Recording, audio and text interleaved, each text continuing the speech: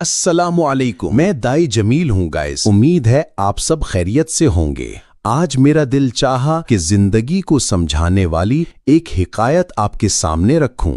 اللہ عز و جل ہمیں سمجھ دیں اور زندگی کے معاملات میں سنجیدگی سے وقت گزارنے کی توفیق عطا فرمائے۔ ایک آدمی خواب میں دیکھتا ہے کہ وہ ایک کنویں کے اندر درخت کی شاخ سے لٹکا ہوا ہے، نیچے سانپ منہ کھولے ہے، اوپر شیر حملے کو تیار، اور اس شاخ کو دو چوہے، ایک کالا ایک سفید، کتر رہے ہیں۔ وہ یہ خواب ایک بزرگ کو سناتا ہے۔ بزرگ فرماتے ہیں، شیر موت ہے جو ہر وقت تمہارے پیچھے ہے، کالا اور سفید چوہا رات اور دن ہے جو تمہاری عمر کو کاٹ رہے ہیں، اور نیچے کا سانپ تمہاری قبر ہے جو تمہارا انتظار کر رہی ہے۔